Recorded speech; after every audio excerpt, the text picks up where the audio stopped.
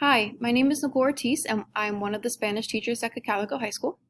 This semester I'll be teaching Spanish 1 and Spanish 2. This first slide has my contact information. Best way to reach me is my school email. Here it is, but if you ever need it again, it is on the Calico homepage. And then the second one there, I do use the Remind app to text students to remind them that tests, quizzes, projects are coming up. And you're more than welcome to join our class if you just download the app and then text the series of letters and numbers, and then just make sure you're in that correct block. Technology is a big piece of this school year, so here are some of the tools that we use throughout the entire semester. The first one is Quizlet, so students will look for my username and join my either Spanish 1 or Spanish 2 class. Quizlet has all of their vocabulary words for each chapter, so I encourage students, since I don't usually assign formal homework, I encourage them to spend about 5 to 10 minutes each night flipping through the flashcards they have on there, games, just looking at those vocab words, since Spanish 1 and 2 are very vocab heavy, so it's important that they're practicing them and those words throughout the whole chapter, so they're not waiting for the night before to memorize all those words and how to spell them. The second one on there is Flipgrid. So you see the class codes that students will use to join our class Flipgrid. Flipgrid is an app that students can use either on their computers or their phones. And this allows them to record themselves and send in a video response. So I'll give them a prompt in Spanish and students will record their answers in Spanish and submit them. If Flipgrid is ever being glitchy, sometimes it is at home, you can always have your students record themselves on their computers and send it to me as a Schoology message. Jumping to Google Meet for 1 second. Google Meet is a tool we're going to be using every single day while students are at home until we go to that February 1st all in person 4 days a week. So it's important, this is how I take attendance, so this is important that students join the Google Meet when they're at home on time at the very beginning of class. And the codes for our Google Meets are the same exact code for the Flipgrid, so those are the same. Google Meets are important to come on time to as well, because this is where, until we're all in person again, this is where I'll be teaching my grammar lessons, vocab, etc. So students don't want to miss any of that information. And then the most important tool would be Schoology. So this is where students are going to find all the materials, all the assignments, and I'll show you what that looks like. So this is my Spanish 1 class Schoology, but Spanish 2 looks exactly the same format-wise. So they'll have the This Week's folder up here at the top, and this is where they'll see the assignments for the week. So if you click, each folder is organized by day, and they can open up to see that day's assignments. The next folder is about our class. So this is where they'll find the schedule for when they're in person or all hybrid on Wednesdays when they're all at home. They'll find our syllabus, the slide with our class codes that you just saw, so the Flipgrid code, Quizlet, Google Meet, and my contact information will also be here. There's a folder for our projects for each chapter, and then there's a folder for previous lessons. So all the assignments that we already finished, if they want to go back and look at those or make corrections, or I put my exact lessons, my PowerPoints that students see in class will also go in this folder so they can go back to and refer to. Any assignment that they complete, any classwork assignment that they complete on Schoology, if it's for a grade, I'll always check over it. I'll leave feedback in the comments section, and if students didn't like their grade, they can always go back, make corrections in order to get a higher grade, get that 100%. So I encourage students to do that during focus. And then to the right here, I always put in the dates for upcoming tests, quizzes, and projects so students can look here if they forget when one of those dates are.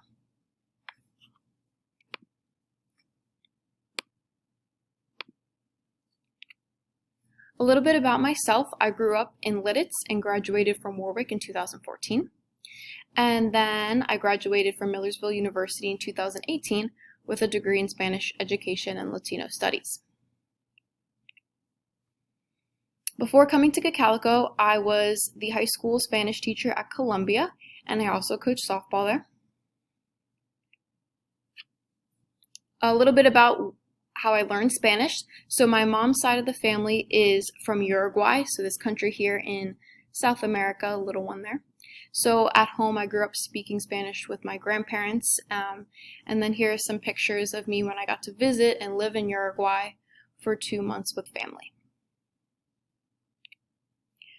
I also got to immerse myself in the Spanish culture when I studied abroad in Chile. So here are some pictures from my experience. I got to stay with a host family and explore all of Chile because it's a very long country. So in the north, we have the desert where you can go sandboarding, and then in the south, closer to Antarctica, is where you can ski, penguins. So I got to live in Chile for 6 months, which was an amazing experience to really immerse myself in that culture, both education-wise, because I was taking classes, but also with all these experiences and living with a host family. In our classroom, our mission statement you see there. So the mission is to come in to the classroom and challenge one another to be respectful and responsible global citizens. So students are coming in with that open mind, willing to hear about new perspectives, learn about cultures that are different than them, and understand that diversity, learning another language, learning about other cultures is important. Our values, 3 of them at the bottom there. So we're showing respect for other peers in the classroom as well as myself. Students are responsible for their own learning, so it's very important that students are advocating for themselves when they don't understand something, and they're putting in the work both inside the classroom and at home. And then lastly, using the language. So when students are here for the limited time that they're ready to speak the language as much as possible, because that's the only way you can learn a language is by speaking it. Materials. So students will need to make sure their laptops are fully charged when they come to class. They'll want to bring a pencil, paper to take some notes, and a folder to organize their vocab sheets or their grammars packets. Homework, like I mentioned, I don't assign formal homework often, so I encourage students to flip through their flashcards a little bit every night. If students are absent, they want to make sure they reach out to me. They can always look in the folder to see what they missed, but it's also a good idea to reach out to make sure I don't have any other information for them. It's important that on all assignments, homework, projects, tests, that students are never using Google Translate. Okay. That is not their own work when they type in full sentences on there, and I will not give them credit when I see Google Translate used. If students do need to use a translator, I always suggest them using word reference, where they can search in just one word at a time. Assessments, so students will have the normal assessments, written ones, every chapter, but Spanish is a little different because there'll be some listening sections on our assessments, as well as speaking. So there'll be one speaking question per test, along with that listening section. Every chapter, there'll also be a project that goes with it.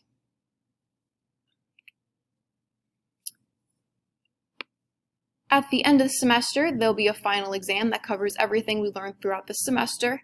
There'll be the written part, a listening part, and then a speaking part. So all 3 parts will come together for the final exam. And lastly, it's important again that students participate in order to master that language. I know in Spanish 1 and maybe a little in Spanish 2, sometimes students can be embarrassed to speak Spanish in front of their classmates because they don't want to sound dumb or silly. But I always remind students that mistakes happen even in English. Sometimes we don't say things right, we misspeak. Same thing's going to happen in Spanish. We're all learning it together, all first-time learners. Obviously, you all know the benefits of taking another language and learning a new language, especially in the US. So you're just making your students more marketable, not only in college when they apply, because a lot of colleges look for that, but also when they go and graduate from college and go into the workforce, more marketable. The language department, not only do we have Spanish 1 through 4, but we also offer AP Spanish, so students can take AP Spanish, take the test at the end, and that could also help them get college credits. So that's what I did when I was in high school. I took the AP test, and I was able to skip 3 levels of Spanish at Millersville, so I didn't have to pay for those courses. After AP Spanish, we also have Spanish for Careers, which was offered for the first time this semester, this past semester in the fall. so students can look at how they can use Spanish for the very specific career fields that they are interested in themselves. And then we also offer Hispanic film and culture as an elective. In order to take all these classes, we do encourage students to double up in Spanish as soon as possible. So taking Spanish 1 in the fall and then Spanish 2 in the spring. So having Spanish all year round in order to reach all these upper level classes. The Costa District also offers the Global Scholars Program. So this is kind of like NHS. Students will get that on their transcript showing that they did that. Requirements are met through all 4 years of high school. So it's taking 4 years of the same language, taking other global perspective courses, community service, extracurricular activities and clubs, and media reviews. So once students over the 4 years complete all of these requirements, then they'll get that on their transcript. And then we also offer a summer trip to Costa Rica. So this happens every even summer, last time being in 2018. If students are interested in the Costa Rica trip or the Global Scholars Program, they can let me know and I'll put them in contact with the teachers who run those programs. For the Costa Rica trip, students have to complete at least Spanish 2 and then be signed up for Spanish 3.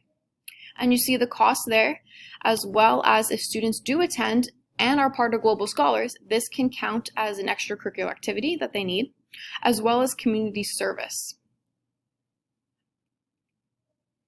And lastly, if your student or your family is interested in hosting a student, here's contact information for that. If you're willing to host a student in your home for a summer, a semester, a whole year, or if your student is interested in going abroad for as little as a summer or as long as a whole year, here's the information of a program that does that.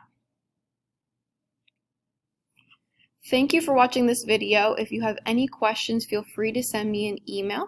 And at any point in the semester, please reach out with any questions or concerns you may have. Thank you.